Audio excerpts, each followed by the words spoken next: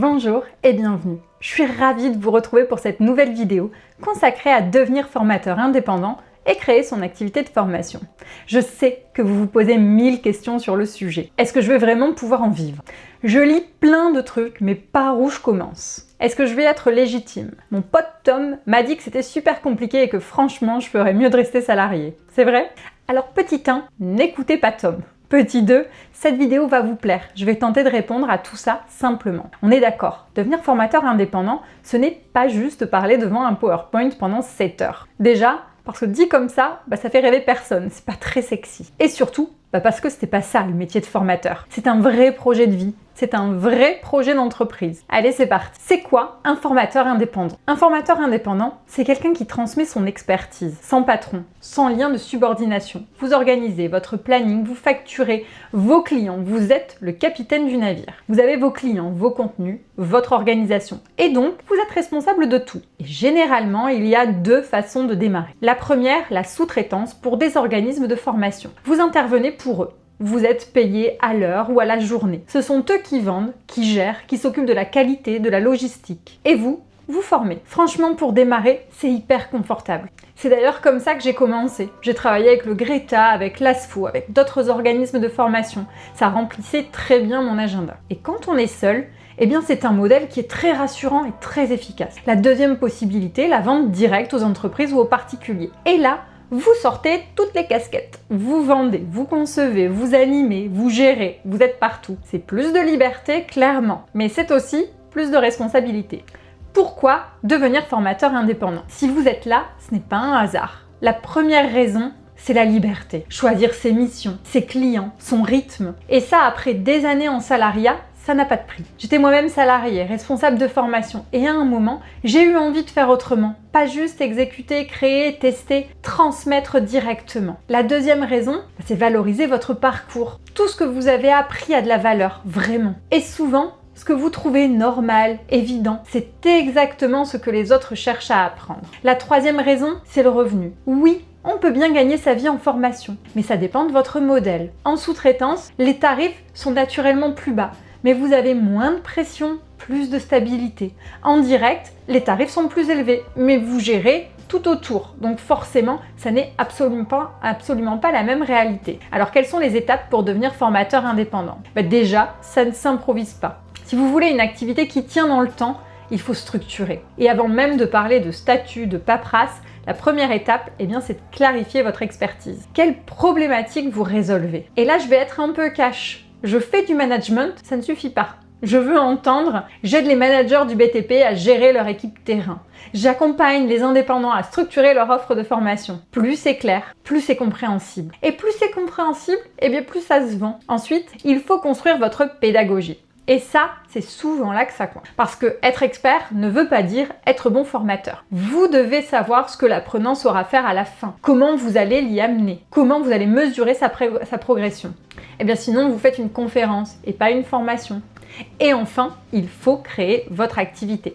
Les formalités administratives pour devenir formateur indépendant, oui. Il y a le choix du statut, micro, EI, société, association, mais surtout il y a un élément indispensable, la déclaration d'activité auprès de la DRETS. C'est ce qui vous permet d'obtenir votre numéro de déclaration d'activité, également appelé NDA. Et ce numéro, c'est ce qui fait de vous un organisme de formation. Même si vous êtes seul, même si vous travaillez de chez vous. Si vous voulez creuser le sujet du NDA, qui est obligatoire pour tous les prestataires de formation, y compris les formateurs sous-traitants, quel que soit le statut juridique, je vous laisse le lien de la vidéo dédiée à ce sujet dans la description. Alors quel statut choisir pour devenir formateur indépendant? Bien évidemment, ça dépend de votre projet. Vous voulez démarrer tranquillement, seul, avec peu de charges, peut-être en sous-traitance. La micro-entreprise est très bien. Vous avez des ambitions un peu plus importantes, du chiffre d'affaires supérieur à 75 000 €, de la structuration, peut-être des collaborateurs, des achats à effectuer. La SASU ou l'EURL seront plus adaptés. Vous êtes plusieurs, on va se tourner vers la SAS ou la SARL. Il n'y a pas de bon statut universel, il y a le bon statut pour vous maintenant. Vous pourrez toujours évoluer. Et puis, il y a aussi le portage salarial, une solution pour tester sans créer de structure. Vous êtes autonome, mais avec un cadre salarié. C'est plus confortable, mais attention, c'est aussi plus coûteux. Peut-on devenir formateur indépendant sans diplôme? Oui, il n'existe pas de diplôme d'État obligatoire pour exercer. c'est une légende urbaine. C'est votre expérience professionnelle qui constitue votre principale valeur. Attention tout de même, pas de diplôme obligatoire ne signifie pas ne pas se former. Je le répète, formateur, c'est un métier, il s'apprend. Donc suivre une formation de formateur est vivement conseillé pour acquérir les méthodes d'animation, de conception indispensables à la réussite de vos sessions.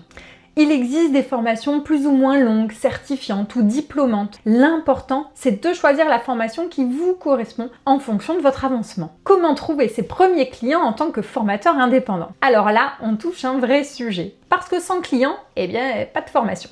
Votre premier client est probablement déjà dans votre téléphone, mais vous ne lui avez jamais parlé de votre projet. Premier réflexe, votre réseau, vos anciens collègues, vos anciens clients, vos partenaires, ce sont vos premiers prospects. Et non, vous ne demandez pas du travail. Vous expliquez simplement ce que vous faites aujourd'hui. Ensuite, les organismes de formation. Ils ont des clients, mais ils cherchent des formateurs. C'est une super porte d'entrée. Et puis enfin, LinkedIn. Aujourd'hui, c'est incontournable. Pas pour faire joli, mais pour montrer ce que vous savez faire. Partagez vos expériences, vos cas concrets, vos conseils. Soyez utiles et les gens viendront. Peut-on vivre de la formation? La vraie question. Oui, clairement oui. Mais il faut comprendre un truc. Un formateur indépendant ne travaille pas 20 jours par mois et c'est normal. C'est plutôt 10 à 12 jours de formation. Et le reste du temps, eh bien, vous préparez, vous structurez, vous développez. Donc votre tarif doit intégrer tout ça. Vos charges, vos temps off, vos périodes creuses, vos congés. Chaque projet est différent. Prenez le temps de poser vos chiffres et allez voir ce qui se fait sur votre marché. Combien gagne un formateur indépendant? Vous l'avez compris, la rémunération va dépendre de plusieurs critères, de votre temps de travail, de votre mode de fonctionnement, sous-traitance ou en direct, de la rareté de votre expertise. Un formateur indépendant seul peut espérer un chiffre d'affaires allant de 30 000 à plus de 100 000 euros par an pour les plus reconnus. Il faut toutefois déduire vos charges, 25 à 50% en fonction du statut choisi pour obtenir votre revenu net. Quelles sont les erreurs à éviter quand on se lance en tant que formateur indépendant? Vouloir faire Calliope trop tôt ou trop tard. Non, Calliope n'est pas obligatoire et mal utilisé, ça peut même ralentir votre lancement. Ne brûlez pas les étapes. Si vous voulez en savoir un peu plus sur Calliope, je vous invite à regarder la vidéo dédiée, je vous mets le lien dans la description. Ensuite, pensez que votre expertise suffit. Non, former des adultes, ça demande une vraie posture, de l'écoute, de l'adaptation, de la gestion de groupe. Et enfin, dernière erreur, restez seul. Le formateur solitaire, c'est un classique, mais ce n'est pas une bonne idée. Échangez, rejoignez des réseaux, discutez avec d'autres formateurs. Le métier évolue tout le temps. Et c'est aussi pour ça qu'il est passionnant. Le métier de formateur, ce n'est pas juste transmettre, c'est voir quelqu'un comprendre, c'est voir quelqu'un évoluer. C'est déclencher des déclics. Et ça, c'est assez incroyable à vivre. Si vous avez cette petite voix qui vous dit « j'ai envie d'y aller », alors écoutez-la. N'écoutez pas Tom, écoutez la vôtre. Parce que oui, ça demande du travail. Oui, ça demande de la structure. Mais c'est un métier profondément vivant. Et vous n'avez pas besoin d'être parfait pour commencer. Vous avez besoin d'être sincère, utile et en mouvement. Allez, vous dites-moi en commentaire qu'est-ce qui vous freine aujourd'hui pour devenir formateur indépendant. Et si vous souhaitez aller plus loin, eh bien je vous mets en description des ressources pour vous aider à mieux comprendre, ainsi qu'un lien pour échanger avec l'équipe si vous souhaitez franchir une nouvelle étape ou simplement poser vos questions. Merci d'avoir suivi cette vidéo. Prenez soin de votre activité de formation et je vous dis à très bientôt.